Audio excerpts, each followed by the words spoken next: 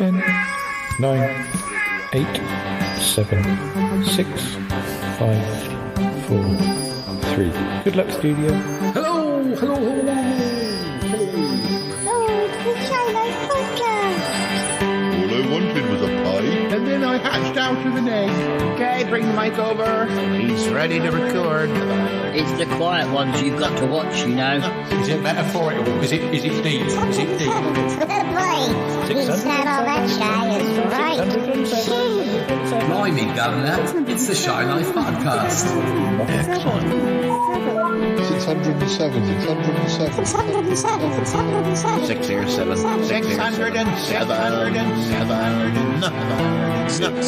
7.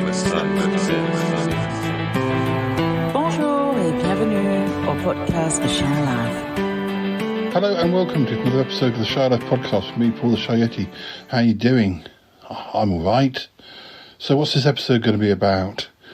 Well, I think we've mentioned it a few times, but, well, you know how Nick and I have been hunting out different tapes and videotapes and audio tapes and all sorts from the Chandler archives. Obviously, Nick's been digitising this up in Parks, but we've recently, or in the last year or so, found a few tapes that had escaped from the main pile. But we've also been digging through audio tapes, and we've done that before, done episodes using tapes that we found. But recently there's been loads of them, absolutely loads of them. A lot of them are messages sent to me by pen pals and friends and all sorts, really. So we're going to dip into some of those, maybe not play whole tapes, but certainly play extracts from some of those. I want to have a listen myself, so we'll have a listen to some voices. Some you'll have heard, some you won't have heard, but anyway, let's run that theme music. Darling, it's the Shy Life Podcast. Yes, well, it's a positive thing, Paul. The highlight, the Shy Life. You won't find a cast of characters like this everywhere. Hello, Paul. I'll go anywhere for a potato. Delicious. Hello, campers. How are you? You quite like a big bang, don't you? Oh, yippee. Go Shy Yeti. Oh, he hasn't found out my secret. Yes, he has. If you thought that was bad, just listen to this. Yeah, I'm strangely drawn to Yeti Uncle John's ankles as well. But has the Shy Life Podcast slowed down? I don't think so. It's all green. It's yum, yum, yum, yum, yum. Has anyone seen my hot sausage? Oh, I can't wait for it to begin. It's the Shy Life Podcast. I like that, yeah. Marvellous, Paul. So yes, this episode, we're going to get a lot of different voices. I don't really know until I start editing quite what is going to show up, to be honest. But I'm sure there'll be some interesting messages, and I think Cuthbert will join us. He'll probably let you know some details on each clip because I'll be busy editing. So we do have a little chat about this whole subject that when I was recording with Toppy, Nick and I were recording with Toppy the other day, and before we started the main episode, we did just drop into that subject a little bit. So at some point there'll be that clip as well, I think. But anyway, right. Well, I suppose we should get started. So handing over to Cuthbert. Cuthbert, let the listeners know what's coming up next. Hello listeners, it is me, Cuthbert the Robot. We begin our episode today with some shorter clips featuring our good friend Nick Goodman and a number of other voices who have also featured on the show before. You'll probably hear Uncle Warren for a start. The first clip is from a charity night in November 1988, where the boys were dressed up and ready in full Doctor Who fan mode as Children in Need was being celebrated all around the country. Following that, we have a few choice moments from Nick's 21st birthday in October 1989. After that, we have a short segment from a radio program broadcast on Wiltshire Sound, where Paul, then a schoolboy, read a rather creepy short story as part of an event at the local festival. We're not sure of the year of that one, but it is probably from the early 90s. Our fourth clip is again of Paul, from a tape zine that he produced in May 1989 called Who's Next? Paul will be back after that to share with you a little more chat and a recent conversation with Nick and Top B, and then I'll speak to you towards the end of the episode. Enjoy! Exclamation.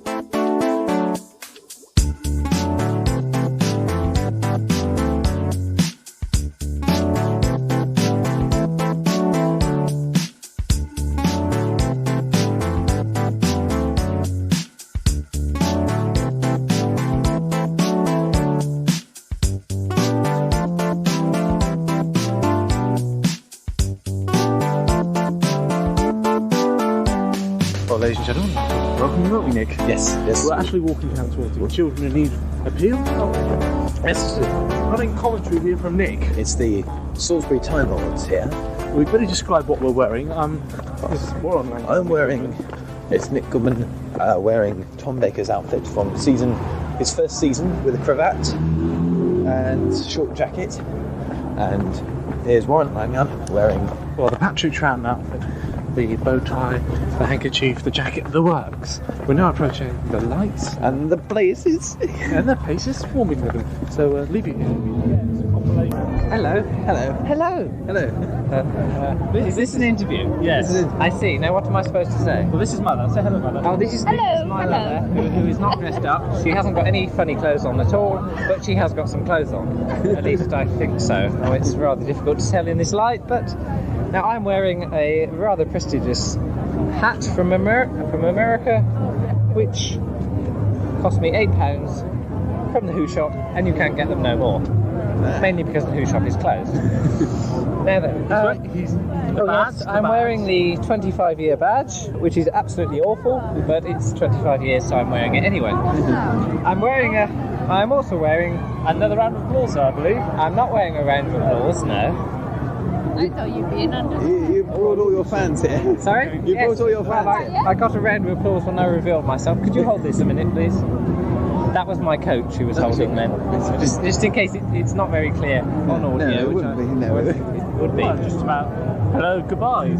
Yes, what? Worst performance of the JNT era and then some. How's it going?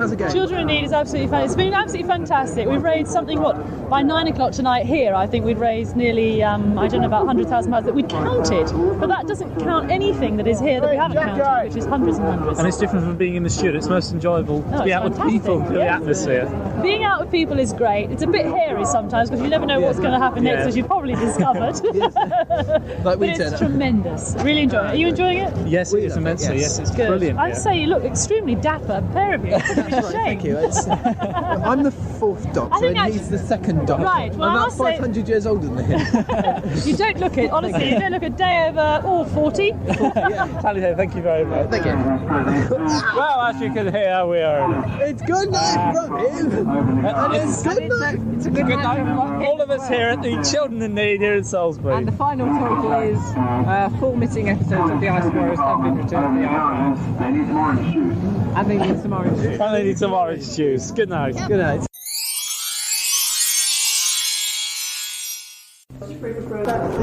Any comments to make, anybody? Any comments? Hello?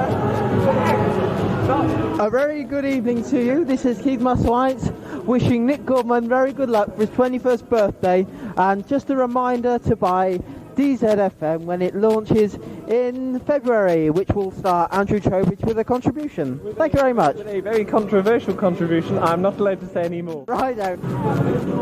We have been re-slogged. Oh, I sent the video for that tonight. Mr. Chandler, Mr. Catflap, where is your baseball cap?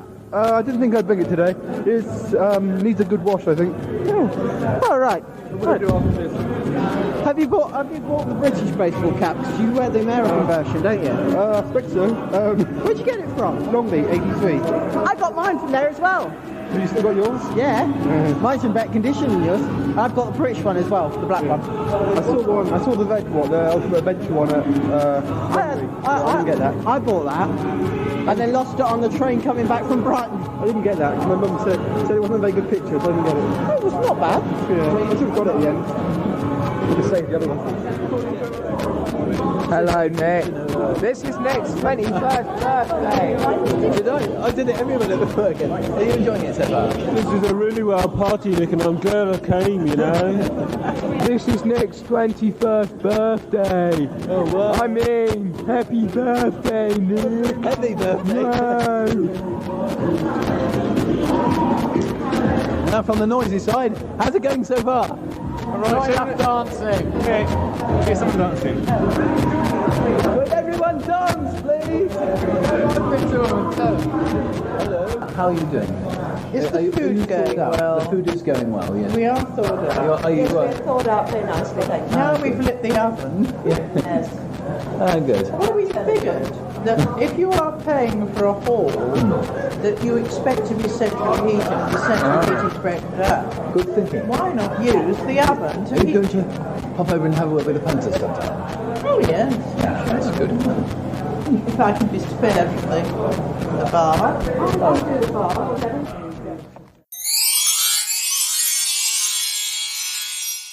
Well, today is moving on because today's original writing showcase at the Solberg studio was presented by Bishop's Wordsworth School, with prose, poetry and drama taking centre stage, and all of it produced by pupils from the school with just a little bit of help from writer Jill Horrocks. Well, before the lights dimmed this lunchtime, Claire Harrison managed to speak to Jill about her work with the school. I worked with some of the boys at the cathedral. We went out there and spent time looking around, and then they went back and used the cathedral as a stimulus for poetry writing. Some of the other boys had lumps of clay, which they made into shapes of all sorts, and they then used that to start them off with poetry writing. And they worked very hard on their poems for a number of days, and all that's been collected into a book of poetry, which is now on sale. And how do you think they've done? Very well, and I think the experience was interesting for them because they realised that it actually takes quite a long time to write a poem. It's not a quick thing necessarily, and so they worked very hard. We've got Mr. John Cox here from the Bishop's Wordsworth School, who's helped organise this showcase by the pupils. Can you tell me a little bit about what's going to be happening today? Well, it's about half an hour of varied readings from some of the youngest who are about 12 to some sixth formers who are coming on to 18. Everything that's been written has been written by themselves. One or two other members of the school are reading other people's work. It's a very varied programme. Some of it's amusing, some of it's very serious, a mixture of poetry, prose, and some mime work as well. Are you doing any music at all? No music at all. It's just the spoken word, accompanied occasionally, as I said, by mime. And how have they worked towards this? Is this part of the national curriculum, or is this extra? It's a mixture. Some of it's from classwork done in English and our first year activities. Some of it's done quite out of school as hobby writing or private personal writing. Some of it's done as a result of the workshops of recent months when we've had a writer from outside Jill Horrocks. And how important do you think it is for young people to express themselves in poems and... Oh, vitally important. Our only sorrow is that inevitably we have to select for an occasion like this, and many, many more could have come and would have come had we had more time. I think it's important for everyone. OK, well, you're just about to go on stage as such, so I'll leave you to it. Thank you very much. Thank you. He gazed at the river, flowing as he watched, slowly clearing, eyes gaping up at his. She smiled at him, those dead eyes, crumpled, bony face gazing back, delicate hands rising from the darkness, touching his as he found himself climbing the bridge towards her hypnotic form, unable to leave, filled with a frightening calm, lips moving, turned in a cruel leer as the water cooled his lungs, as life slipped away, dragging into the mud until all was empty, empty except for a young girl lying silently on the bridge. Smiling, she rose, gazing down at the water before turning. Retribution. The water ran freely through the summer day, water under the long metal bridge, a bridge spanning between warm meadows and over the busy river, bridge over troubled waters. Paul Chandler, a pupil with Bishop Wordsworth School who took part in this lunchtime's second original writing showcase at the Solberg studio in the Playhouse. Welcome to the first issue of Who's Next. Well, we do have a fun-filled edition for you this week. Well, I'm not sure about the fun-filled, but it's certainly full anyway. Full of what, you may ask? Well, we've got a few humorous items, which you will hear later, no doubt. A review of State of Decay, and also of the London exhibition in Tooley Street. We've got a few stories, a quiz, clips, and the TARDIS knows what else, no doubt. Yes, well, here I am with another Doctor Who exhibition report. This time from the new one just opened in Tooley Street, London. Where shall I begin? At the beginning you cry, fool. Okay. Which is just where I shall. Before getting to see what you have come to see, unfortunately you are forced by your friendly cyberguard by the door to take a quick ride on the Space and Adventure World's flight simulator. Yes, it's as bad as it seems. This takes you for a quick trip through the 5 galaxies and back home in time for tea, whilst encouraging you and your tightly seat-belted crew to bring up their lunch on the way. All good family fun. On leaving Starship Traveller, you are presented with a piece of paper telling you just how brave you have been for surviving. Surviving? I hadn't expected to lose my life on their flight simulator. Never again. Then, on to business. Passing through the 2 TARDIS-shaped doors, you are now in the Who-Light Zone. Now, if memory serves me right, the first ugly to confront you is a rather drunken-looking Sontaran, flashing away behind glass. No dirty jokes, please. Anyway, on turning a corner, you find yourself in the main exhibition area, facing a Sea Devil and Silurian, the former appearing a little more realistic than the light-bulb-eyed latter. Next comes the TARDIS console, well, one side reflected in mirrors with buttons and knobs that seem to have very little effect, but that didn't stop me. Next, and probably the best thing in the exhibition when I went back in November, was the splendid Candyman from Season 25's Happiness Patrol, which, if depending on whether you like that story, either disgusted or pleased you. Personally, I liked it, and it looked just as menacing or pathetic, depending on your own view, as it did on the box. Following this, in a cellar scene, were the Gunner Dalek brandishing a light bulb in its stalk, and another impressive white Dalek from Remembrance, bleating exterminator, irritating younger brothers and sisters, which I did have one of, until, anyway, I won't tell you about what happened with the Dalek and my brother. Anyway, after this, 2 Cybermen with limp, non-booted feet can be seen, apparently listening to a bit more jazz whilst they're having their boots repaired, after being totally stoned by a couple of gold coins. Finally, well, nearly, a row of heads from various stories, a Vervoid, Savage Mars from Castrovalva, another from Stones of Blood, and many more which I forget. Last of all, in TARDIS roundels appears phases of companions, monsters, and even doctors. And that's it, except for the shop, selling videos, tapes, stickers, pens, telephones, sweatshirts, and other goodies. The whole place resembles a kind of spaceship interior, even the toilets, I'm told, but that's another story. Until you step out into the streets of London. No, I won't sing it, we had enough trouble with music.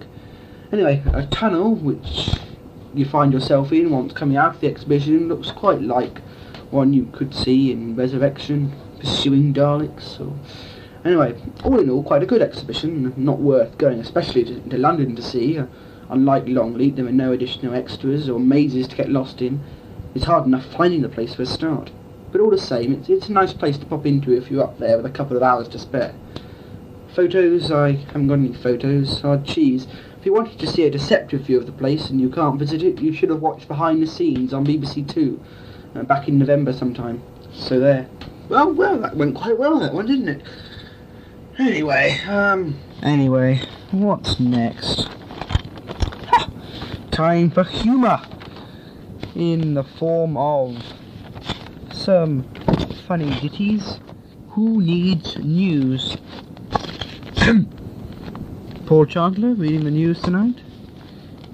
Here we go. And on Who Needs News tonight, we are honoured to present an interview with a little appreciated character who appeared almost totally throughout the unit era and is hoping to be reunited with his old colleague Nicholas Courtney in Season 26's Battlefield, which goes into filming very soon. Yes, Freddy the Ferret, who played Lethbridge Stewart's moustache, will be here in the studio in about 10 minutes, telling us about his loves, hates, and how he worked with Sylvester McCoy before he became famous. We also reveal the real reason for K9's departure with Romana, and just how Mark 1 and 3 are getting on Gallifrey and London respectively. And I can tell you it has nothing to do with Blackpool Beach, the nucleus, or a group of weirdos around Stonehenge. We also talk to distraught Mr. Mike Tate of Somerset Road, Pewley, who reckons he married a Zygon. He is quoted as saying, "She was a lovely girl before we were wed, but as soon as the ring was on her finger, she just changed." Jenny Tate has gone to her mother in Loch Ness to think things over. And, said Mr. Tate, for all I care, she can stay there. We have a report also from Longleat, where thieves broke in and stole items from a Doctor Who exhibition. A man came forward to claim responsibility. He was a doctor, but the whole exhibition had dematerialised, and he could not return it. Late sports news now. In the Alien 8-legged Hockey International Cup, there was a disqualification for against the surviving team when Axon United electrocuted themselves toward victory, killing all the rivals. "We found their attitude quite shocking," said the owner of the ground. Finally, we have news of a new birth in the Azov family. "He's quite a little devil at the moment," the couple commented, "but I'm sure he'll be less of a handful when he's bigger." The baby is not being christened in church due to a problem in a southern village, Devil's End, 18 years ago. "I'd rather forget about that," said Azel. "The press just blew it, and by that he does not mean the church, out of proportion." And now over to the weather with Mondi Cyber and a blob in the snowstorm. Good night. Well, wasn't that just fun?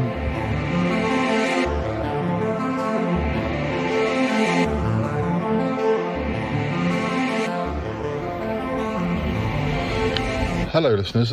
It's me again. Just having a quick break between clips. I hope you're enjoying them. I'm having a right old adventure looking through all the things that Nick's been digitising. And if I haven't said it already, I'm just trying to sort of dip in and use little clips and bits and pieces, but not to say that I won't come back to some of these again. Obviously, I don't know what's on these tapes, and I don't know what the good bits are, or if there even are any good bits. Some of the messages were done by pen friends, and we used to write to each other, but then we got into a stage where you'd send each other a tape, and most of the tapes of mine don't exist anymore. But anyway, not all of the things that I recorded were originally messages, and obviously a lot of these tapes that were messages, they didn't just have messages on because, you know, that's an hour and a half of chat, and often the tapes had music on. Although when I was doing tapes with my friend Elaine, sometimes we get two tapes because we'd either have so much music we wanted to share, or by the time we'd sort of made notes on each other's tapes and commented on all of that, and then had our own news. And obviously when you chat, you can ramble on more than, or at least I can, and so could Elaine. I don't think she'll mind me saying that. Yeah, we're a bunch of chatterboxes. But as I was saying, I wouldn't be doing this podcast if I wasn't a chatterbox. That's probably why our chatterbox episodes are called what they are. But not every tape that we've been finding has been a message. Little plays, they're bits and pieces that were recorded for Sutton Park, usually just be played in the background, or occasionally my friend Lee would play one of his characters. We'd either make it look like it had come through an answer phone, or we made it look like, you know, the voice had taken over a radio. That there were all sorts of different things, and I'm still finding out what half of these things are. There were also tape scenes that I started to record or did one edition of, little plays I did with my brother, or plays I did with friends, all sorts.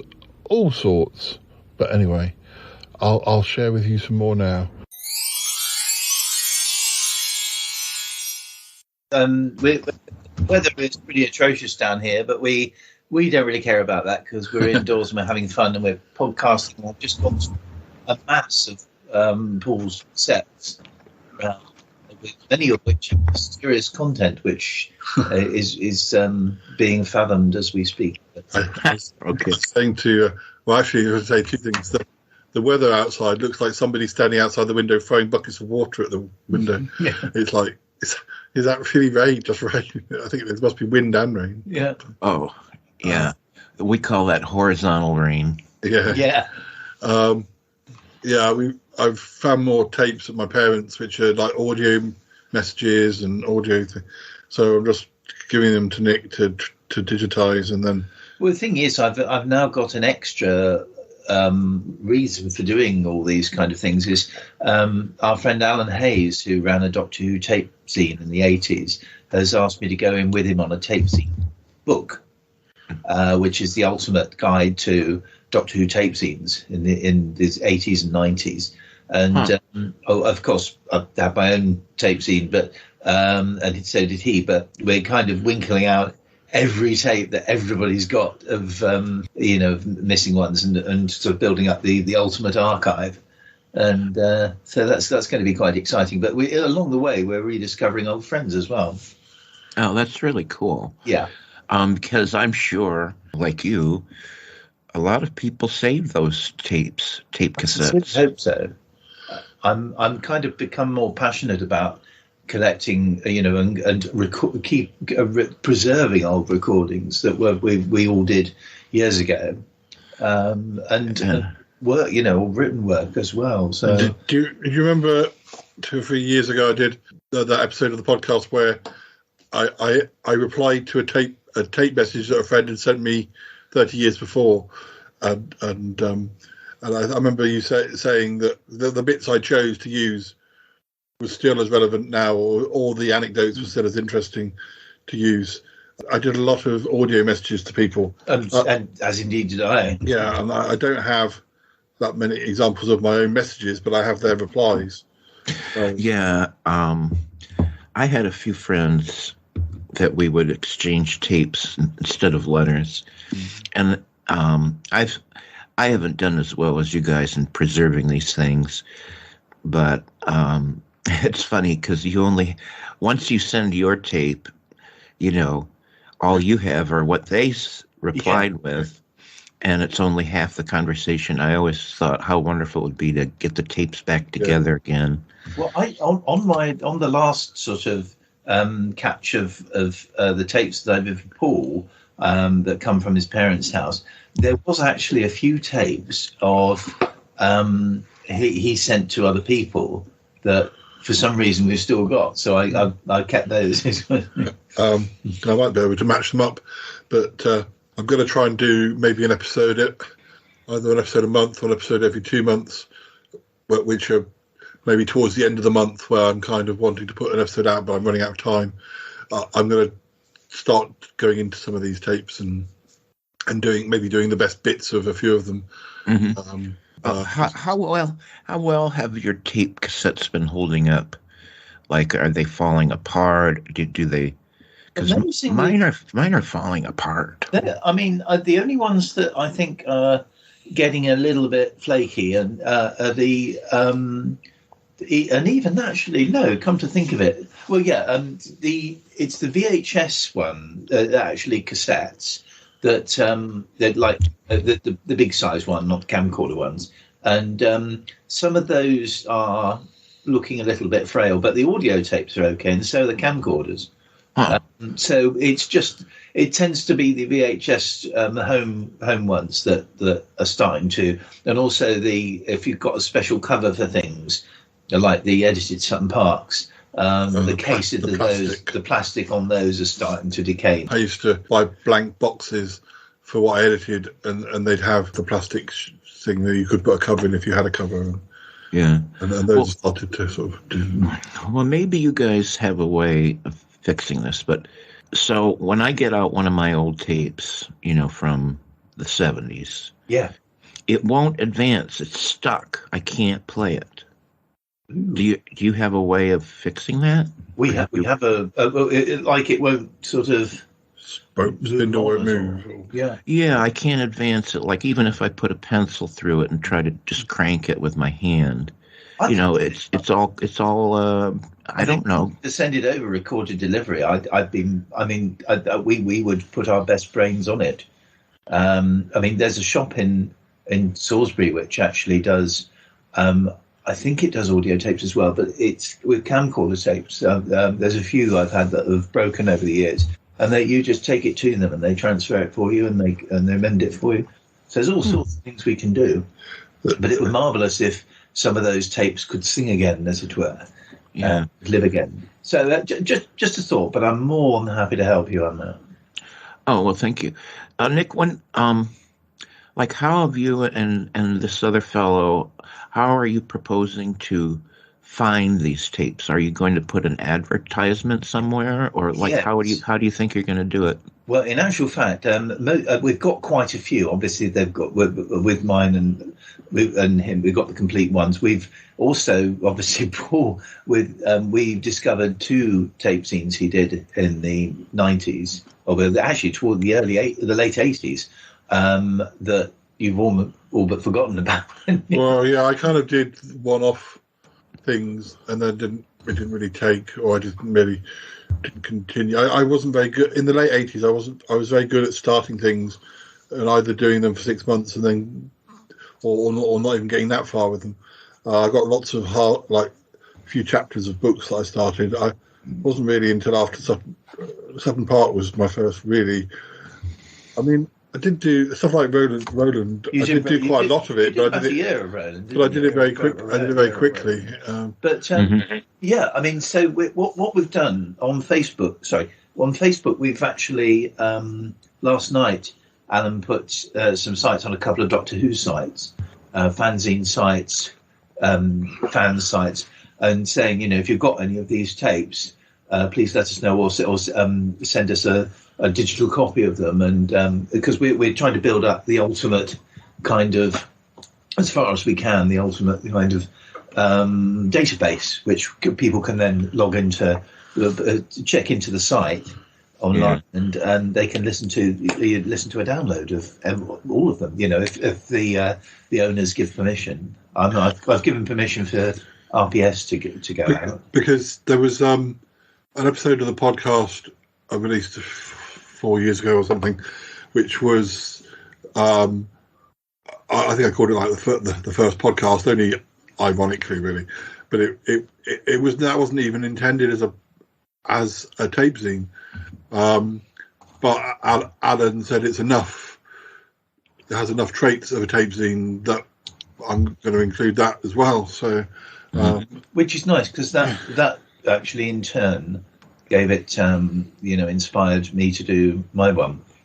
So in actual fact, it's another thread in the link.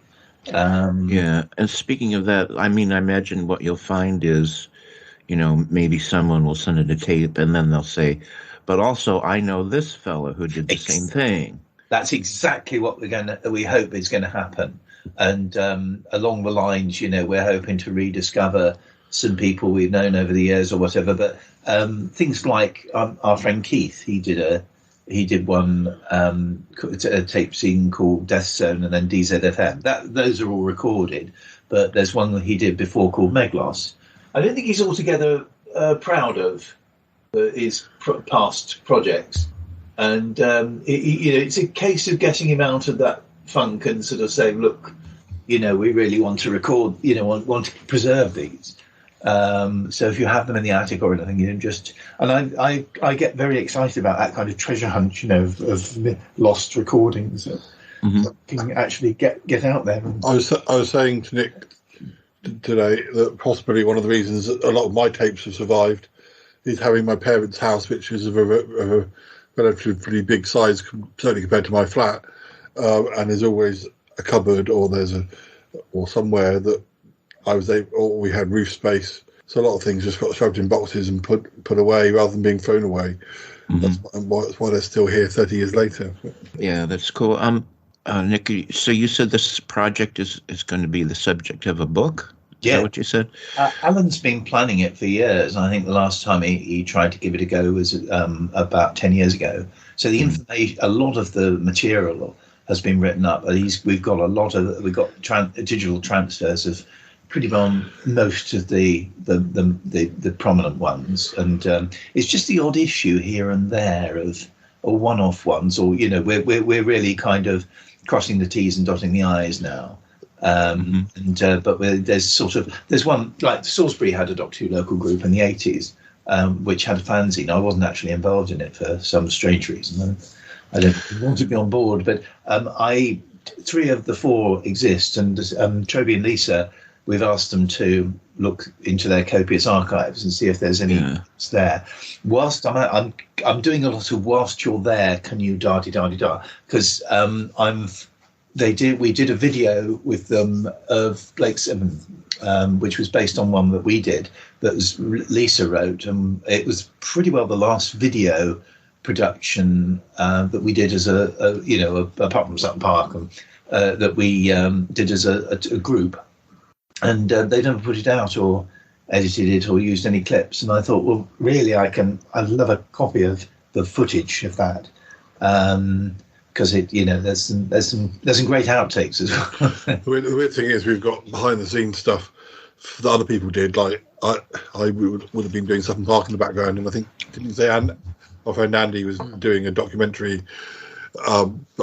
So there's footage from other people, but not the actual footage. Yeah, and it's probably there. I mean, the missing issue of the one that they never completed. The missing issue of my Ray-Face Shift. 15. They found that in 10 minutes flat. So it's obviously, and that's nearly 25 years old. So they've obviously got some stuff there, and I'd just like to get it, preserved and to the next level. Back again, and next up we have a tape that Graham, Paul's brother, sent him, entitled Rad and Bad. He was around the age of 10 at the time he recorded it. It seems likely that this was sent when Paul had left for university in late 1992, but an exact date is uncertain. Graham has a little improvised murder mystery story to share with us. Our next 3 clips are all from friends of Paul's, who were originally pen pals. The first is Andrew R., who is seeking out the meaning of reality in the early 1990s. We have met Andrew and his daughter on the podcast since then, 2 or 3 years ago now. Next up we have Lee F. for some wacky chat. We are unsure as to when this tape comes from. Most likely it's also from the very early 1990s. You'll have heard Lee on clips that we've shared from Sutton Park over the years. Finally we have some chat from Elaine, also from the 1990s, and following that we'll have run out of time for this edition, but we promise more weird and wonderful clips either next month or very soon. Apologies for the slightly depleted sound quality on some of these recordings, but they are mostly over 30 years old. Anyway, now's the time to get listening to the second half of the show. Goodbye from me, listeners. Enjoy the show. Your loyal friend, Cuthbert the Robot. Kiss. Kiss. Kiss exclamation. Take it away, Graham.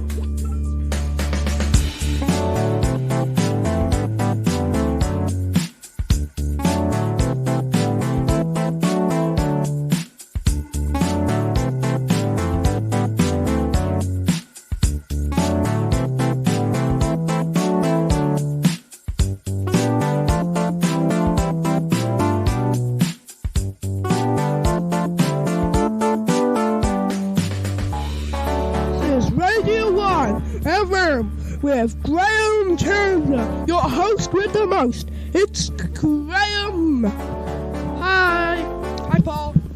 Sorry about that dramatics. I'm speaking on the new microphone. It's good because you see it's got on. I'm on for the moment. And off like this. Look, off.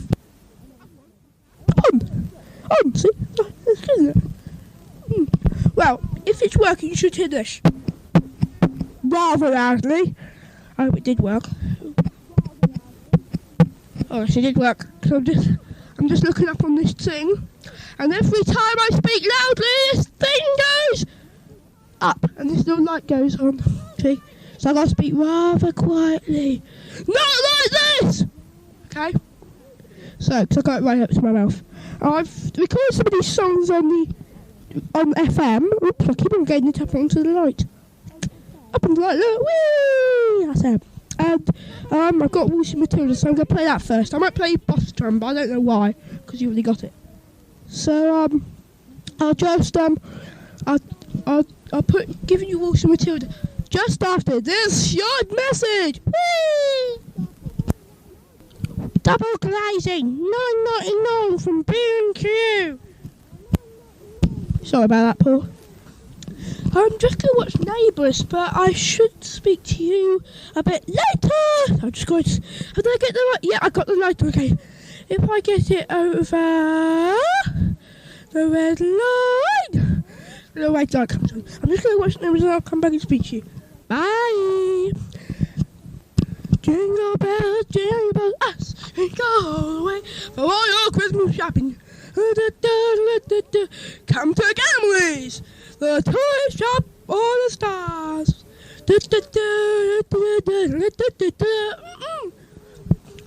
For stays over the Christmas holidays, go to the Charmed Household. It's a lovely welcome and the best food ever. Thank you. Bye. Well, hi, Paul. I'm back after Neighbours. Can you hear it? Did you hear it? Yes? Okay. Right, well. Sorry, that's a bit short there. Right, well, just trying to do something now. Right, well, Cluedo. It's Cluedo time again. And here at the hall is Dr. Smith, when Strange dies.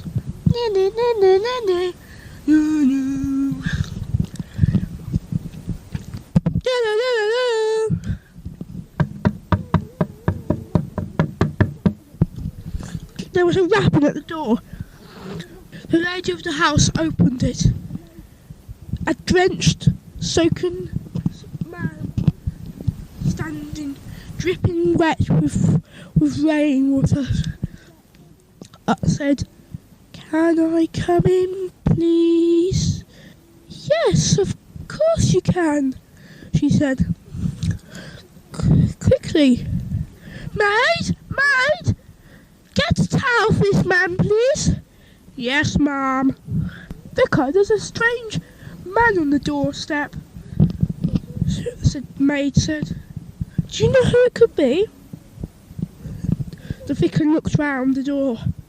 No, he said shakily, as if he remembered something of the past. The strange man walked in. "Hello, vicar. Haven't seen you for ages." That's kind of subtle gloat. "How's your wife doing? Or have you left her yet?" No. Yes, I have. Yes. And how's your friend, may I say? She's all right too. Yes. Well, I've got to go now. Bye, Miss. Bye, maid. He walked out. At that moment, Mrs. Peacock said, "Where's that towel, maid?" "Here, ma'am," said maid. At the moment, in walked Mrs. Scarlet. "What are you doing here? You know each other?" said Mrs. Peacock. "Yes, we know each other, don't we, Scarly baby?" They walked into the dining room. "Will you have lunch with us?" said Mrs. Peacock. "Well, if I'm not too much bother."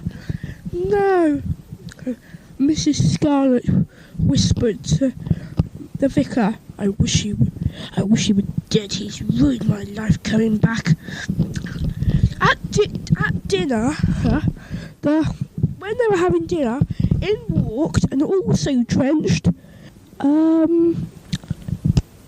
Mr. Mustard. He was also drenched. He said, "Do you want a tattoo, Mr. Mustard?" "Yes, please," he said scornfully. He wiped himself down and sat down at the table. "What are you doing here?" he said to the man. "Oh, it's a secret, man. The backer outer." "What's this about backing out?" "What? Nothing. No, nothing. No." After dinner, Mrs. Peacock was in her study, and in walked the man. "Why did you come back? Why?" I wanted my money. "But I gave all my money my husband." "You've got it all. Oh, what's at the house?" "I want the house. I want to build on it. I wish you were dead." The man walked out. She took out the gun from her drawer and loaded it. "Do you want to stay the night?" said the cook. As sharpening her knife, she slipped, nearly cut off his hand. And, well, I think it was slipped. "Sorry about that," she said. "Oh, yes, I'll stay the night, if it's not too much trouble." No trouble at all. That night, he died. He died. The weapons, the candlestick, the knife, the gun, the dagger, the poison. Which do. Right. I'll go for the motives. Mrs. Scarlet, a deadly secret of love and passion. Miss Colonel Mustard, a secret wartime mission gone wrong. The vicar, secret sex life unveiled. The cook, murdering, having it off with her daughter and then run in.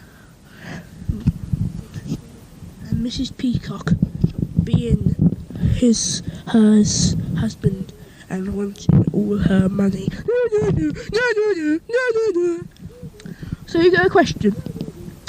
Well, first one question you want. Mrs. Peacock. Mrs. Peacock, why did you get the gun out of the drawer? Because I wasn't going to shoot him. No, it's just Colonel Mustard gave me this gun and he wanted it back. A rather hesitant answer from Mrs. Peacock, perhaps hiding a secret. Mrs. Scarlet, why did you look at him rather nastily over the dinner table? Well, I've got no secrets.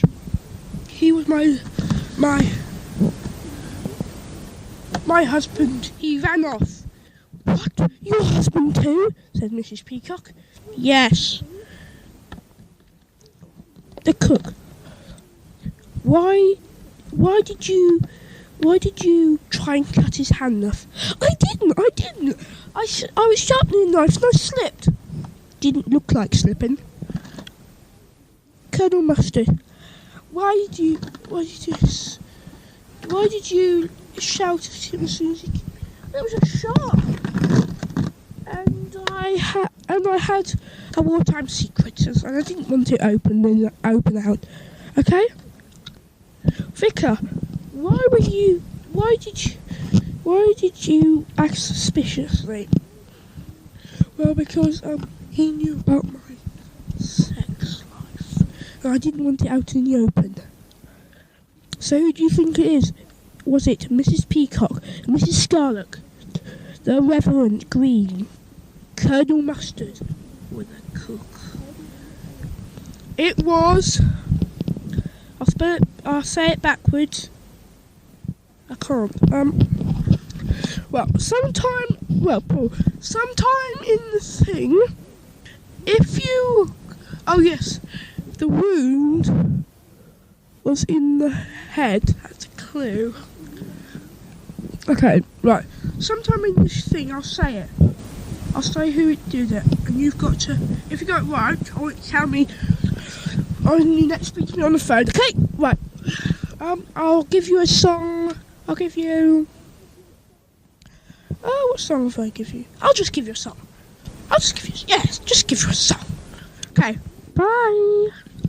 If you need a place, if you want to go to college, if you don't know the best place to go to Birmingham. It's a great place. The Brummies are always welcome people. Yes, so come to Birmingham University. The Brummies are welcoming. Hey there, this is the ARBC, the Anti-Rhubarb and Biscuit Committee, hoping to bring you, the listener, an hour's worth of cultural entertainment in the form of Mr. Andrew Reader Square's musical items. Well, that's what it says here. And we hope you really enjoy this fab, cool, and trendy. Decorum is our watchword, and what better way to start off than some light music. Maestro, please.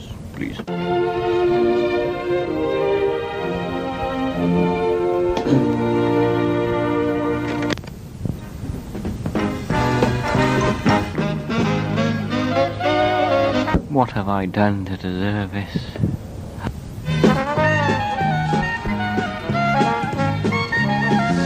Quite a lot, it seems.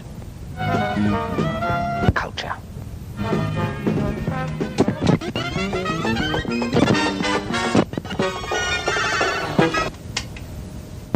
Well, that seems to be that. Well, I'm not kidding you now. I mean, this is really me, not my deep voice. And I really mean this, but I am going to give you what I think is cultural entertainment for an hour. It is in fact in the form of a guided tour of what goes on inside my mind, if indeed anything at all. Yes, and, well, sit back and enjoy, if you possibly can, but you may have to force yourself a bit. Let the show begin. Where are we? We're here. And so are you. You're there though, but I'm here. Or vice versa. Anyway, as I am trying to eat a packet of crisps at the same time, it's going to be difficult. Here we are. In case you're wondering, this delightful music is part of my granddad's record collection, so you can blame him.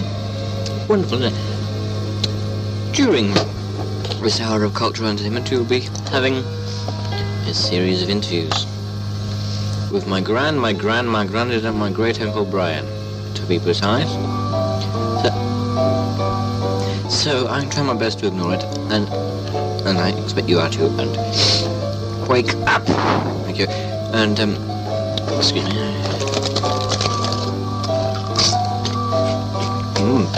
And sorry.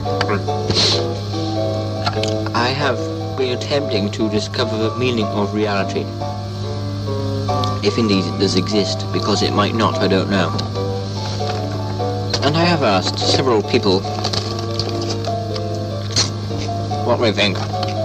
Sorry, I should not speak with my mouth. Yeah. Better. Yes.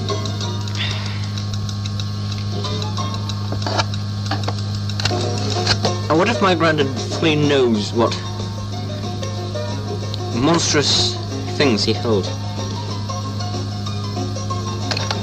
Anyway, it says something about my braveness, but I managed to get all this anyway. The music right there. These cliffs are wonderful. Is this still going? Oh, it is, right. Anyway, as I was saying, the meaning of reality. Sorry. Yes, and a minute. This crisps. This is absolutely. The crisps. I'm eating them at the same time as talking, you see. And spitting all over the tape recorder. It's quite disgusting, really. And I have asked someone called Mark Turner, you may or may not know him, but who? Forgotten already. Anyway, I asked this person who I've forgotten the name of. Oh, sorry.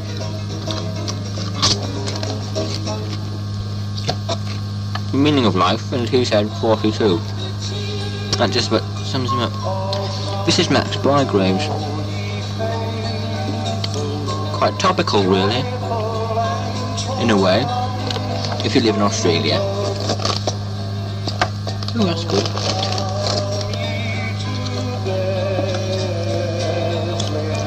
Hang on, watch this. No, you can't watch this. So, I'm just filming about my TV show. That is reality, by the way. I think. By now, you should be bored into a stupor. Good, right? That's phase 1 complete. Anyway.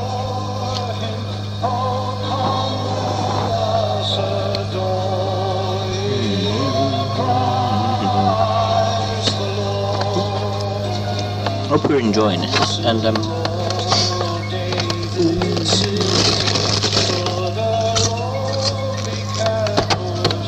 when I finish eating these, I'll actually say something in a minute. Could be some time now. Tricky, this. Oh. That's more like it.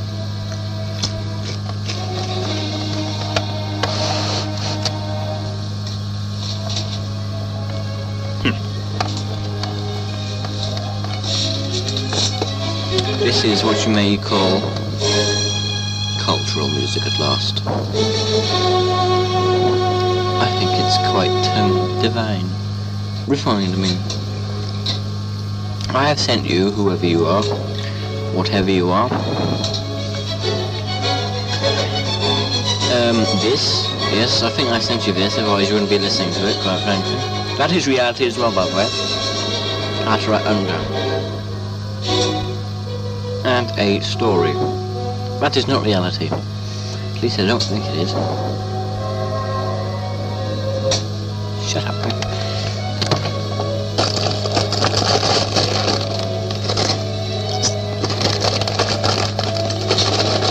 This is either in revenge to Paul Chandler's tape zine, if your name is Paul Chandler, or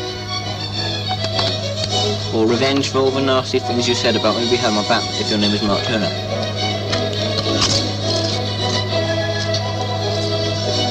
If you are a postman, or anyone else, then what are you listening to this from? Nice music, nice music. Why can't we all be like this, I ask myself.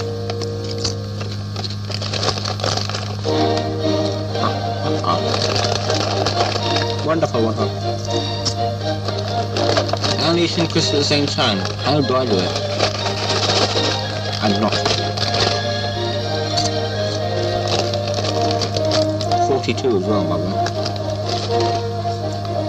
Yeah, you finished with Chris, don't worry.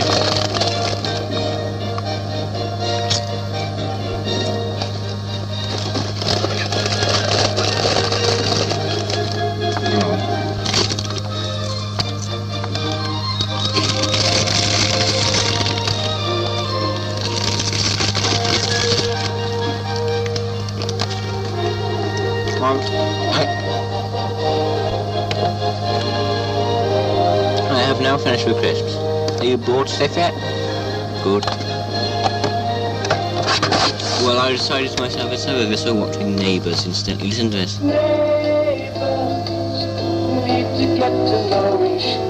So I decided not to. Oh, it's Tom Jones. Now, quite why Tom Jones would want to do this is quite beyond me, but he did anyway. I'll now set out the first of my interviews with none other than Mr. Lee Celebrity, my gland. Nearly almost, hang on. Yes, bear with me.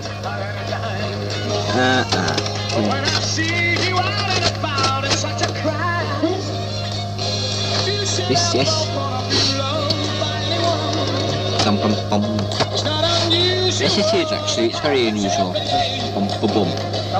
Let me say. I hope you're singing along with us at home. I expect if you're listening to this, if you're mad enough, there's probably people listening to you and wondering to themselves why. Like I am wondering why. Yeah, it's not unusual. Well,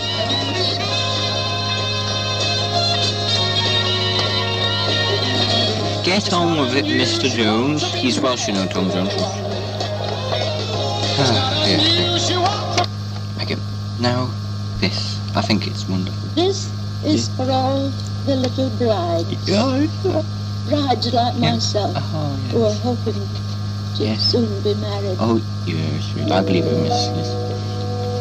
Sing along. Years and years I've been a lonely spinster on the shelf.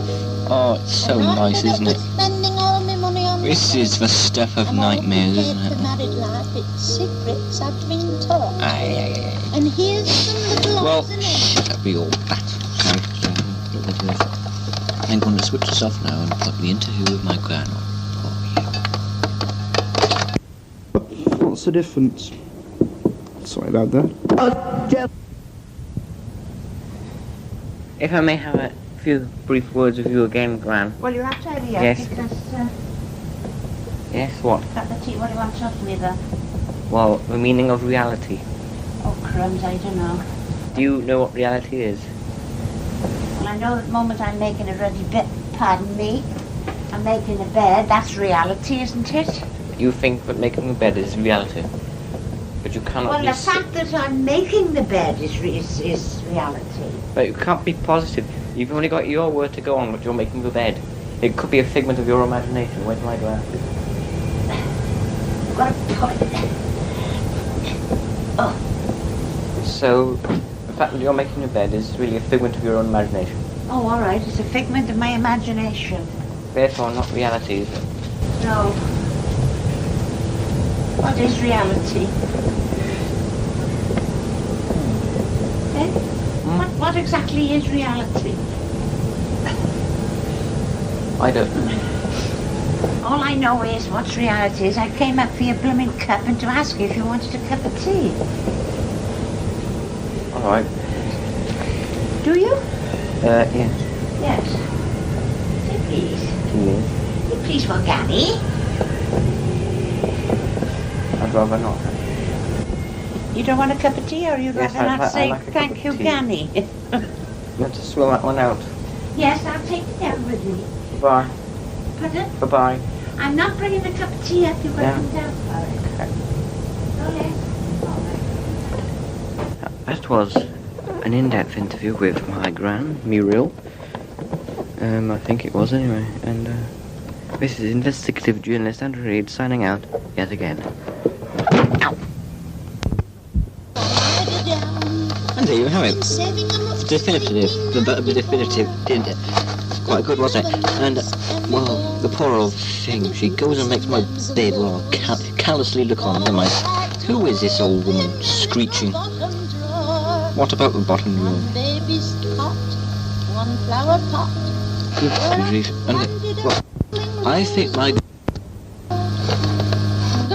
What happened then? Tape stopped.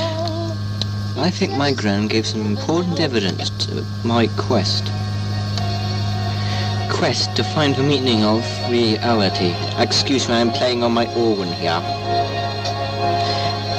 Work it out. Tum-tum. This is the sort of thing mad geniuses like me get up to. Playing on one's organ. Anyway, shades of a budgie come flying up. Sorry. Get a grip on reality. That reminds me. Reality. Well, actually, as my gran pointed out in that interview there, she was making the bed. I don't know why she was making the bed. I think she likes making beds, to be honest. I prefer lying in them myself. sleeping. And then she made me a cup of tea, which was nice of her, really. This happened in the very room I am sitting in now. Gosh. You can have my autograph later, whoever you are. Such questions I will be asking later on are, why does my granddad hoard such a collection of hideous items? Why does my gran have a hairdryer? The other gran, Olive, not Muriel, but Olive has a hairdryer. And who or what is Kylie Minogue? All these probably won't be answered in any great depth later on. How much room have we got on the side? We're halfway through. More or less. Halfway through side one. You're a quarter way there. You've only got 45 minutes. 45 minutes. I really feel sorry for you, whoever you are. Listener. Pardon.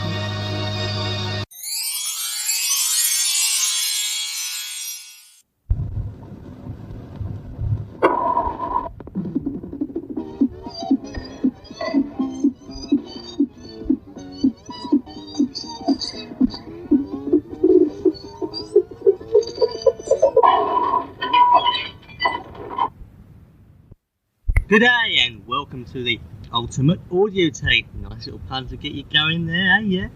Now, excuse me whilst I'm eating my lunch because that's exactly what I'm doing this Saturday afternoon. Yes, afternoon.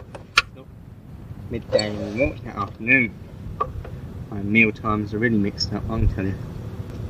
To start the audio tape, I thought I'd go into the, into certain recent programs that have been on the television. Now, one of them, which you might remember, I think it was a year or a year and a half ago, was called Box Pops. And it must have been a year ago because we both mentioned it once. And we've been, happy anniversary, a year, last Wednesday.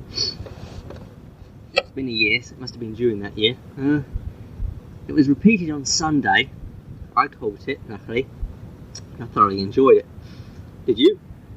Also, I think it was Thursday morning, 3 nice comments, no nasty ones, about the previous night's Doctor Who.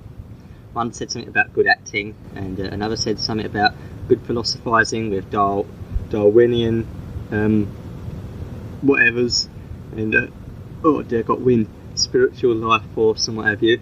Wind as in burps, not as in the other end. Same day at the night, Thursday night, Alexis Sale stuff. And I hope you saw that because I find him totally actually hilarious. He's one of my favourite comedians, in fact. And let's take a bite. I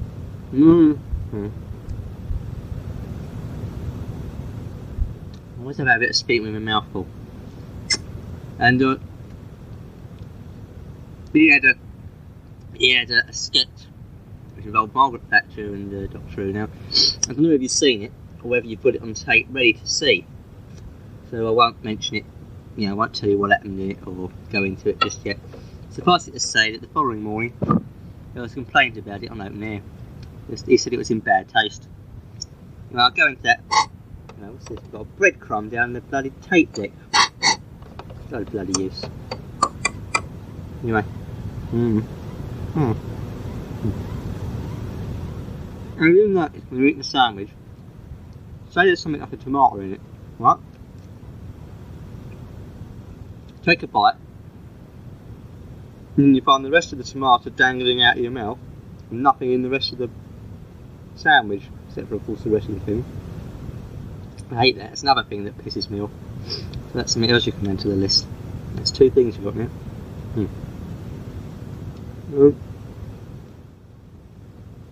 Now, I'll go into the Alexis Sale business once I've made sure you've seen it, or not, as the case may be.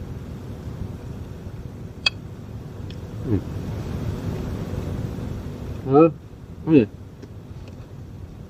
Clipping from the recent Scum magazine. Excuse the breadcrumbs. picture of Sylvester McCoy, chin on umbrella, saying, McCoy, ...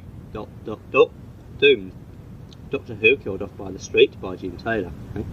Oh yeah, by Jim Taylor. Doctor Who is being exterminated by Coronation Street. The BBC show, telly's longest running sci-fi drama, good, last time they said it was a children's programme, naughty slap wrists, will be axed next month. How can it be axed next month when the season hasn't even been finished? I suppose, yeah, axed next month as of after the end of the season. What it is. The Doctor, played by Sylvester McCoy, 46, I hope they got the age right, has plummeted out of TV's top 100. The current series of the 26-year-old show, scheduled opposite Coronation Street on Wednesday nights, attracts only 3 million viewers. You sure? Last night, a member of the Doctor Who production team said, "Our only hope is for an independent production company to step in and save it. It isn't popular anymore. Only the Doctor Who fans have saved the show from the chop in the past." Oh dear, got wind again. Anyway, what do you make of that? And if you found it in any other, if you found that headline in any other newspapers, do tell. Because if it is, there's a good chance it's true.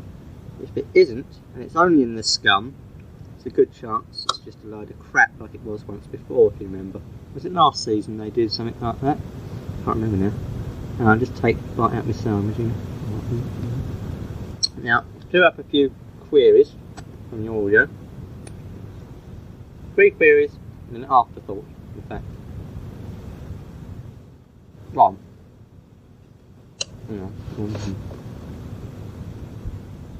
Nine noisy eater. Ad lib. 1. The term you what was originated from a television programme called Grange Hill and adopted in my own school for no apparent reason. Certain members of this school, including the teachers, started to chant, having watched Grange Hill, this chorus, thus: "You what? You what? You what? You what? You what?" I don't know why, don't ask me. Spam, I'm sure you know what a spam is, but I might as well do it anyway. A spam is this. Ow. Is slapping someone's forehead with the palm of your hand, but not necessarily poking your eye out like I just did in the process. Neck rashing is similar, but not quite. Slapping someone's back of the neck, thus, in order to create a red mark there, hence neck rashing. Yeah, good. Have a go with your pals and have great fun. Just take another bite of my sandwich to calm me down. Something else. Ow. The other thing was, ouch. The other thing was, yeah, I don't know if you noticed it in schools, in your school even, certain types of carpet, wiry carpet. I used to have it in the library at my school.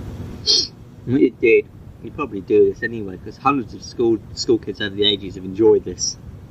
You scuffle your feet on the wiry carpet, like this.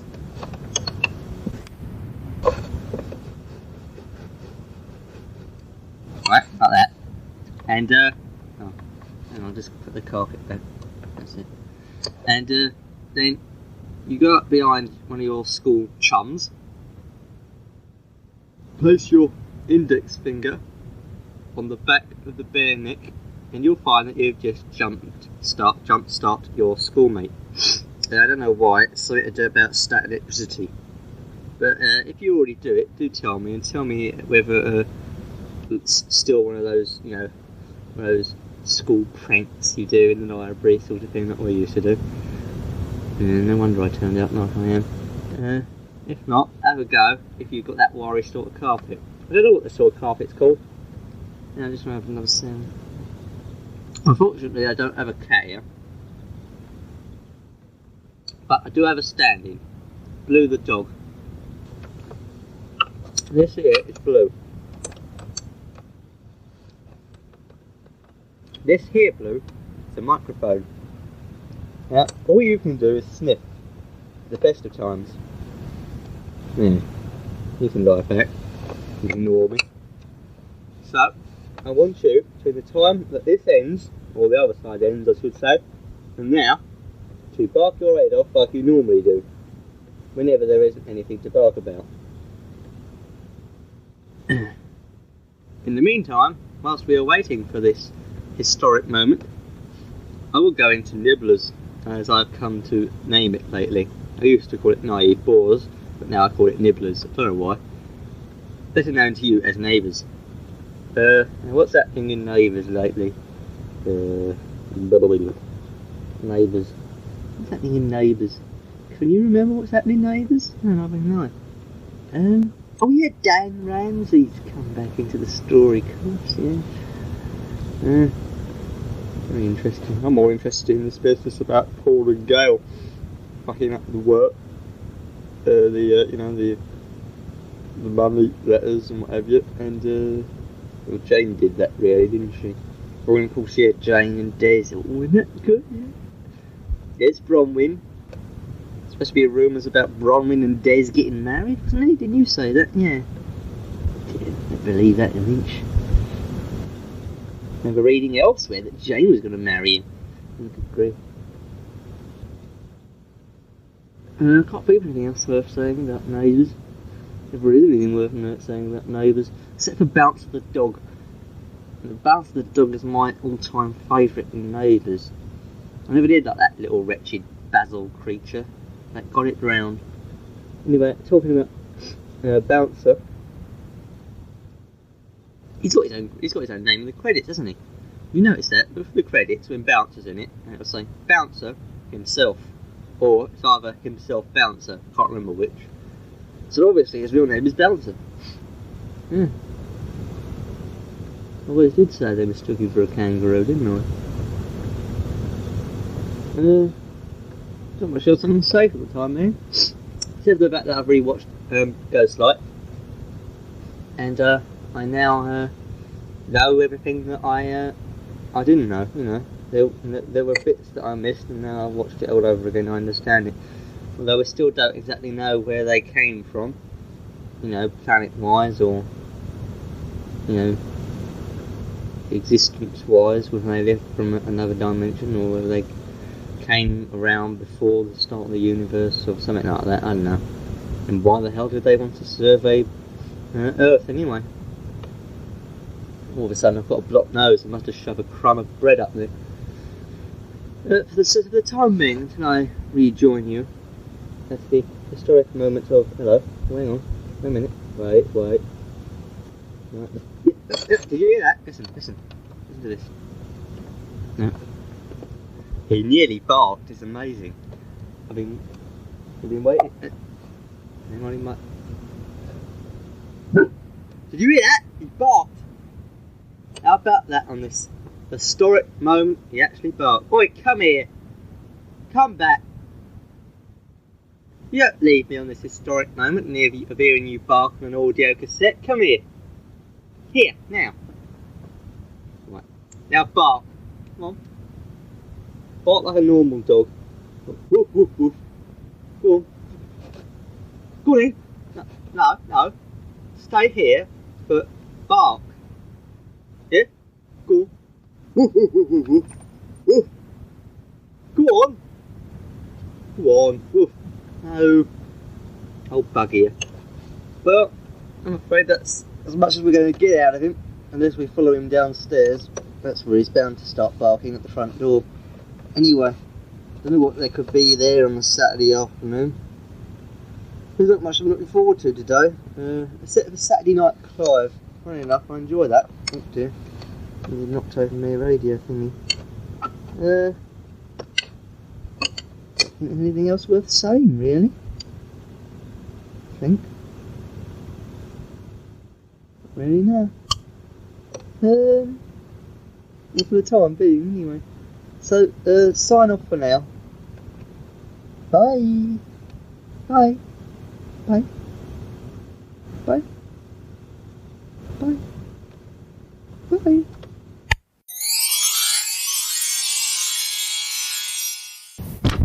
Right. Hello. Right. Thank you very much for your tape message that you sent me, and also for your phone call as well the other evening. Whatever it was, I can't remember. But anyway, yes. Was it last Sunday? Wasn't it? Yes. Yes, it was. It was last Sunday.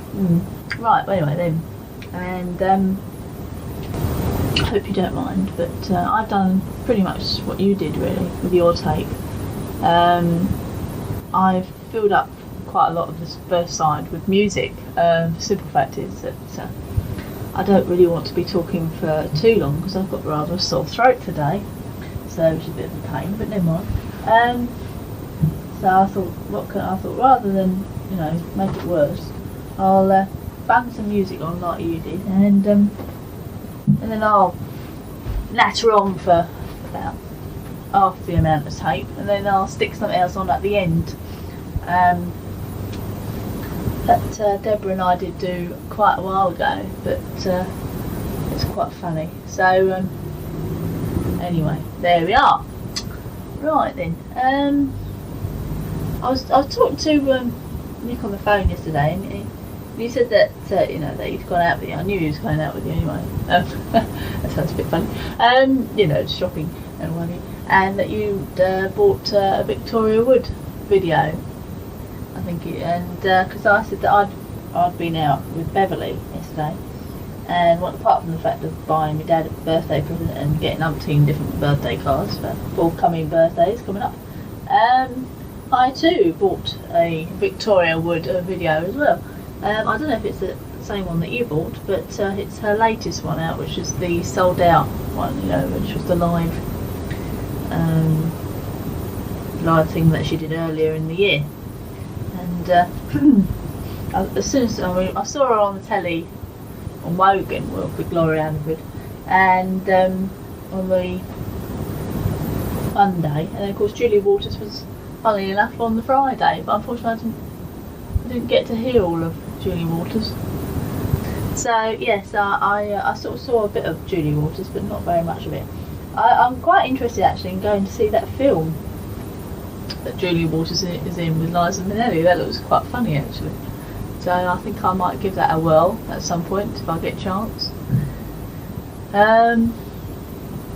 It does look quite funny. But have you? I don't know if that was the same Victoria Wood video that you bought yourself. But I'm sure Nick said that you'd bought one.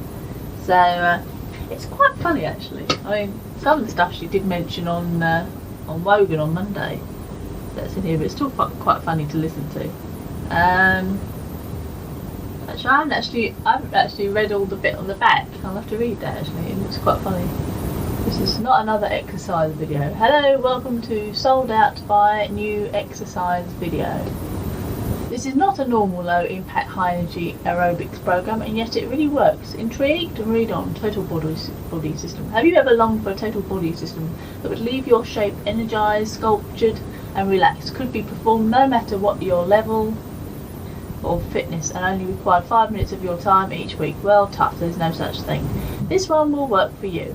But by consultation with people on buses, dustbin men and chip shop experts, I've perfected a revolutionary new exercise program that I believe will work for you. It's personalised. Using up to the minute computer graphics and tinkly music, I will lead you through a full hour of carefully sequentialised comedy routines, colour-coded so that you can personalise and streamline your laughing program. Do I need special equipment? No, any comfortable seating will access to high-calorie snacks and drinks will do, so switch on the video and good luck. Victoria Wood.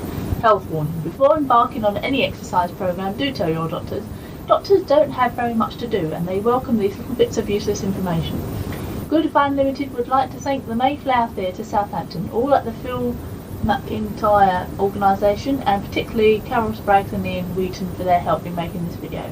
Victoria would like to thank Jeffrey Durham for standing at the back and laughing. If he's such a good magician, why is he still bald? Got fun. Yeah, so there you are. Yes, no doubt if you've got that, you've probably read that anyway, but I I don't know. Anyway, yeah, so yeah, there we are. So I watched it last night. It was quite funny actually. It's funny. I'll tell you something that did make me laugh during the week. I don't always watch them, but I do quite like a lot of their stuff they do. That's Mel Smith and Griffith Jones, and they were on Thursday night, and it was really, I mean, it was really silly what they were doing. And one of the things they did was that there's this sketch which was about death, and for some odd peculiar reason it really cracked me up, and I couldn't stop laughing. I ended up rolling all over the place. I had to hide myself in the end because I couldn't stop laughing. So, and it, I mean, a sketch on death normally you would. It's not particularly happy, but then again, having said that, it was quite funny what they were talking about. So that made me laugh. That did. It was really funny. I wish I'd videoed it now, but I didn't realise it was going to make me laugh really as much as it did. I haven't watched them for a little while, so I thought it just happened they'd come on, and my mum and dad were watching them, so I thought I might as well watch them as well. So I did, and my mum found it. Well, my mum and dad found it quite funny. I didn't think they would actually. I didn't think they'd be into that sort of thing. I mean, although they quite like Victoria Wood, you see, I like Victoria Wood, and I think Mum quite likes some of French and Saunders, but not always. It depends what it is really. She likes some of it, but she does like Victoria Wood and Julie Waters. Yeah. So anyway, there we are.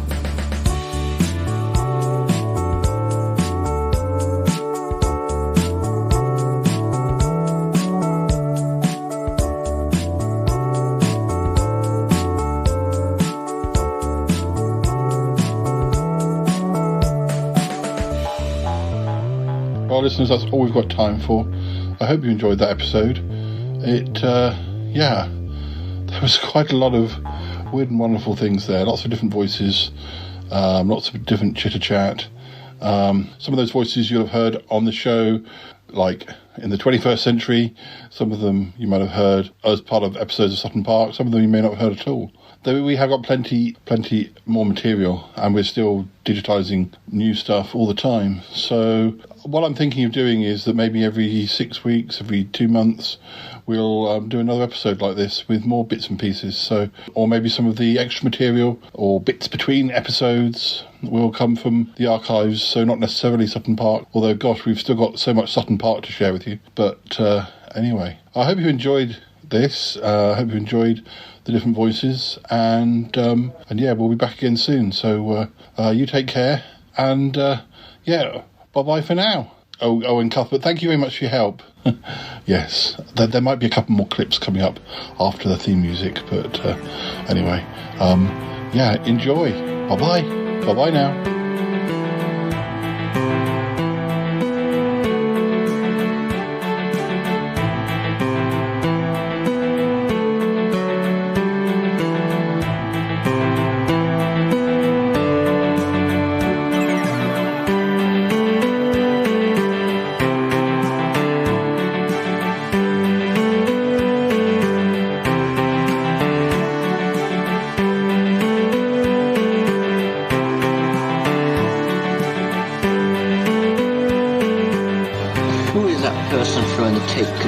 It's not me, Bubbles.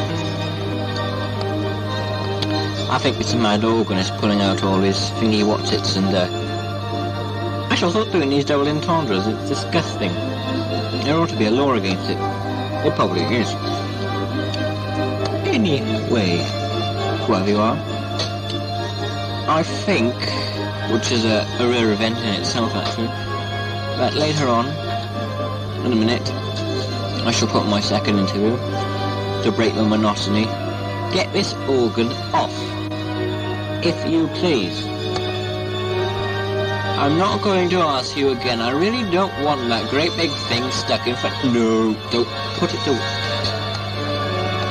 No, I didn't ask you to do that, now did I?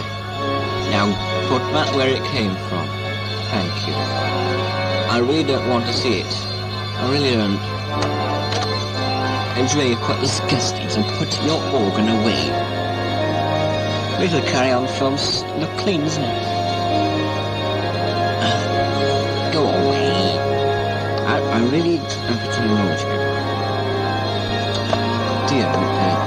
Thank you. I shouldn't have said that.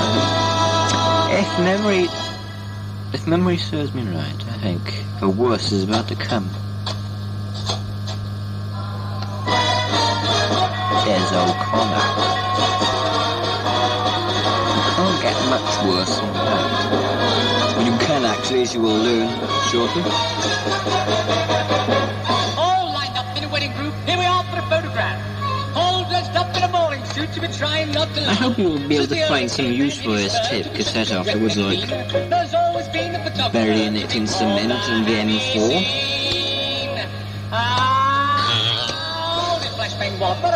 Meanwhile, back in the land of the living, wherever that is, I think it's somewhere near Portugal, but I don't know. What a picture! What a picture! Sticking in a family album. I shall do no such thing, sir.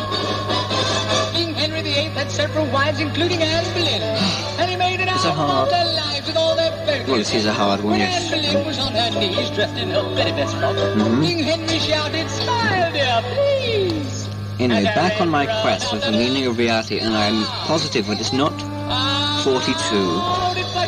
And it's definitely not anything to do with making cups of tea or beds. So, I wonder what... Thank you.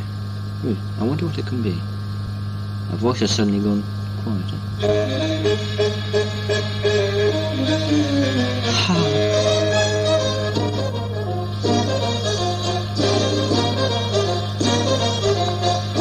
You could get rather depressed listening to this, I dare say.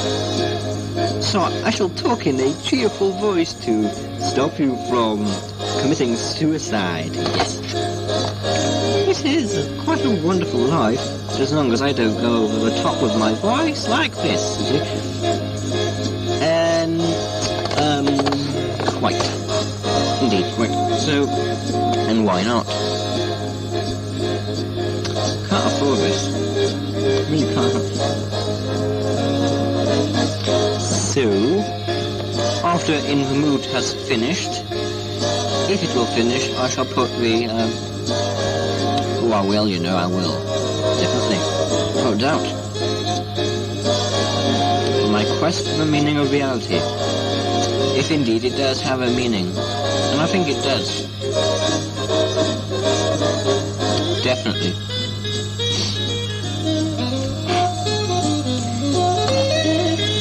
By the way, if you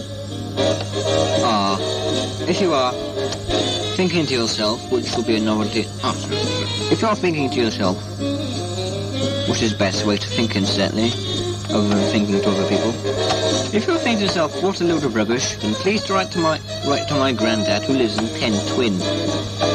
I dare say he's notorious enough to be known by that enough. For the selection of music, if you can possibly call it music, I'm presently blasting our poor, innocent defenseless eardrums with. I'm sure this has nothing to do with reality either. Positive, in fact. Really, it's all a figment of your imagination.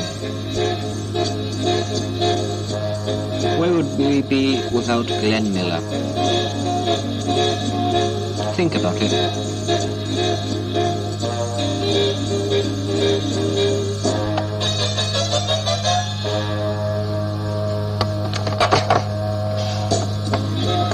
Oh, shut up. Thank you. It's on and on.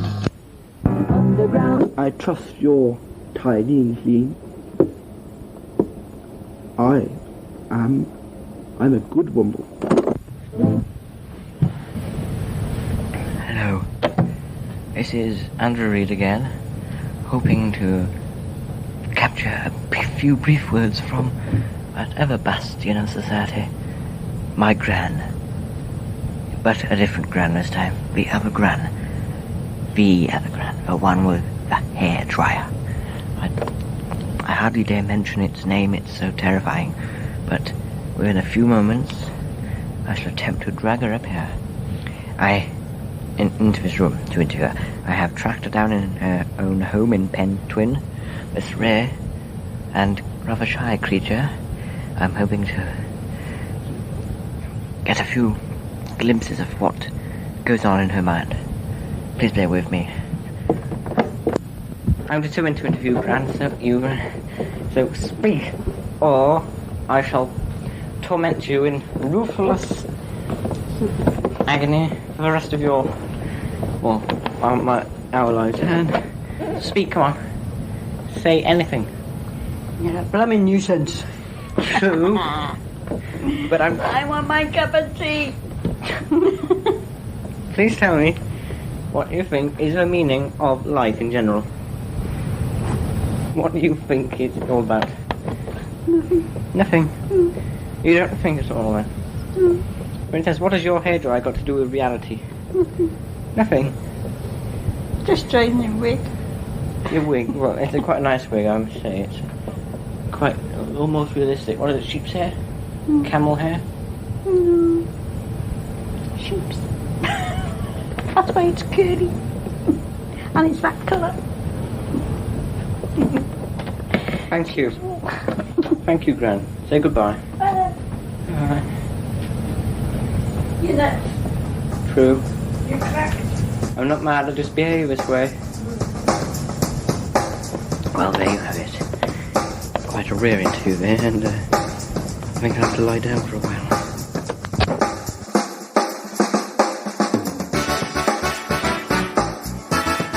I gotta go now. Bye. Gotta go. Bye. Goodbye, goodbye, goodbye, goodbye, goodbye, goodbye. It's been good, but yeah, definitely time to come home now.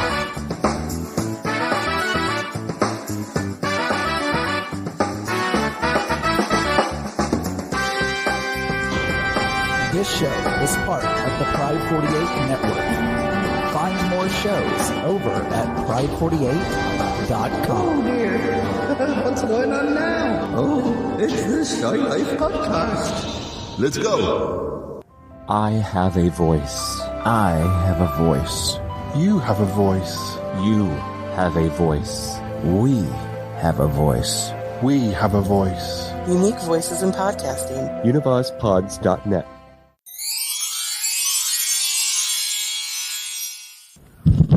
Well,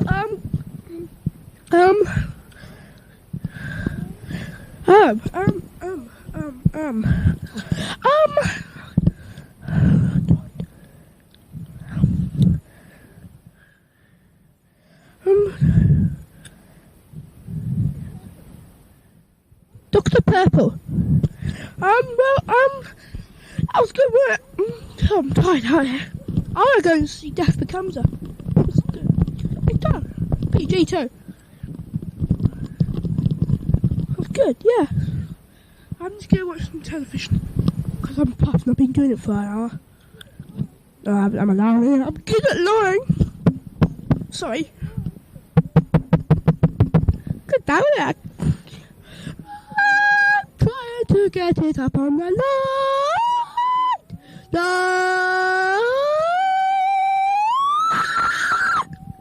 I had gone for about 3 seconds then. Well, what have you been doing? I can't ask that, can I? No. Oh. Good song that, wasn't it? No, not really. But you thought it was Boss Drum I was going to play, didn't you? Yes, you did. Yes, you did.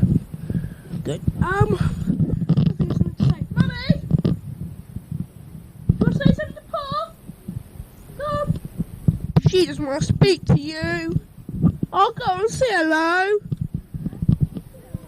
Oh, can't get a bit closer. Try to say hello. About a mile away. Say hello to him. Oh, come a bit lower. Shout! Oh, come on. Did you hear that? Don't even think you even got on the speakers. I'm speaking home here. It started getting on the speakers, so I don't care. But if you didn't, she said, hello. And Daddy said, hello. Tiggy, Tiggy.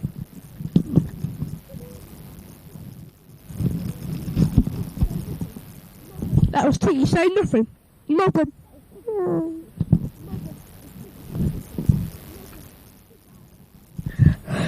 Good bad.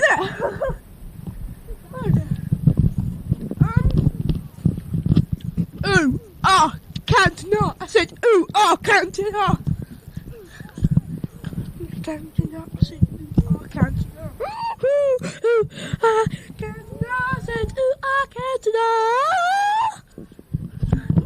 If you suddenly, I suddenly go low down, that means I've got the microphone far away. Okay? If I go really high like this, I got too close. So you don't really like. I'm trying to waste time here. Hey, wait.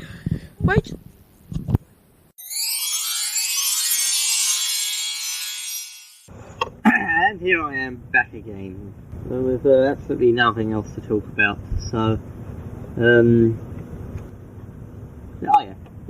introduction clip, which I started this tape with, it wasn't a real record flying off the record player and smashing through a window. It was in fact came from the spitting image, spit in your ear, absolutely no gimmicks except for the free poster inside record. Contains the celebrity mega mix of the Chicken song. Oh yeah, can we hear that? Oh yeah. Some of these clips and bits and pieces are outdated now. For instance, the two-party system. That's out of date because that contains David Still and David Owen together in that whatchamacallit party. Of course they've split up now, so I can't play anything like that. But there are a couple of goodies amongst them. There's some extremely good songs to sing along with, and to fill up the time, that's exactly what I'm going to do. Play some Spitting Image songs, because I rather like Spitting Image. I like Hail and Pace, Naked Video. I like lots of comedy.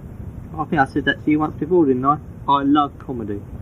Like Lexi Sale, the whole rigmarole virtually. Have you been watching Naked Video at all? No, obviously not. Have your bowels moved, sir? Pale-faced, the patient replies, yes, and points to the floor where some bowels are crawling across the floor, i.e. It was disgusting actually, but I think it was funny. Absolutely funny. I love that sort of stuff.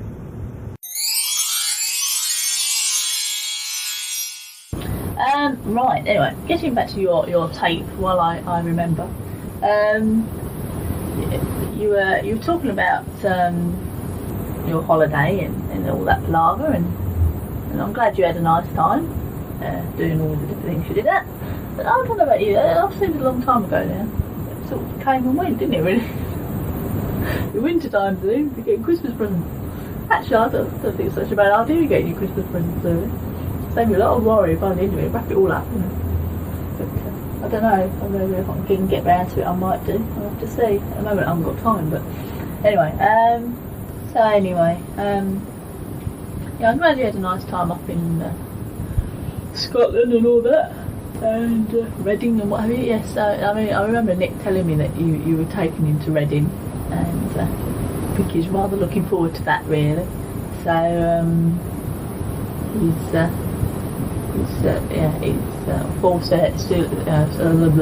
full steam ahead for that. So yes, which is good. I'm glad. Hopefully you'll have a nice time. I'm sure you will go and see your aunt and look all through the records and things. Yeah, so that's all right. I'm not quite sure what I'm doing at half term yet. I say I'm not sure. I've got some things lined up, but I'm not quite sure when and where I'm doing them. So we shall see. But I have got some things lined up. I'm going to go to Chessington again. And it looks like I'm driving this time, so I've got to get used to riding around on the motorway, so I better get out there soon and go up and down the motorway a few times. M25, which is a delightful road to go on. I'm sure I'm going to look forward to going on it. But anyway, yeah. Anyway, so yeah, I'll have to get practicing soon.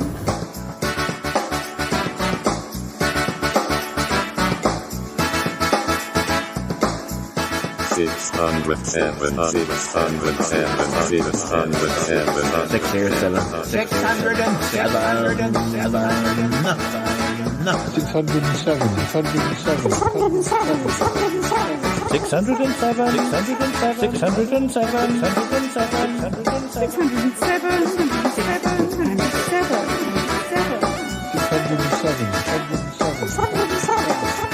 Gee, the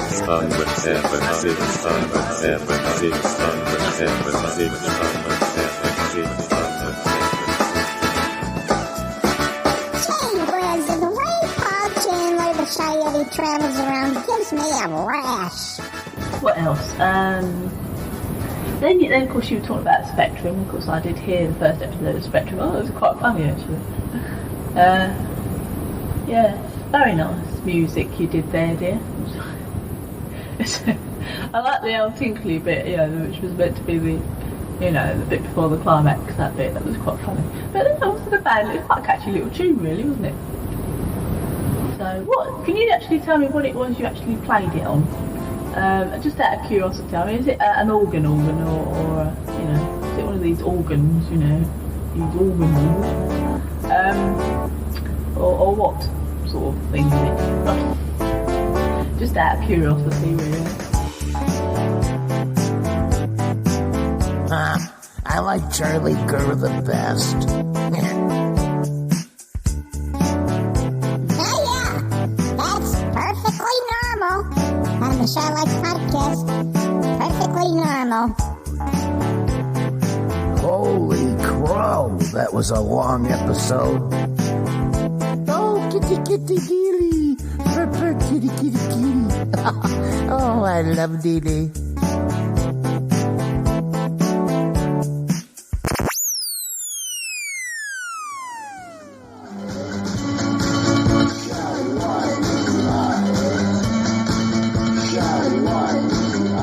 Anything else worth saying, really?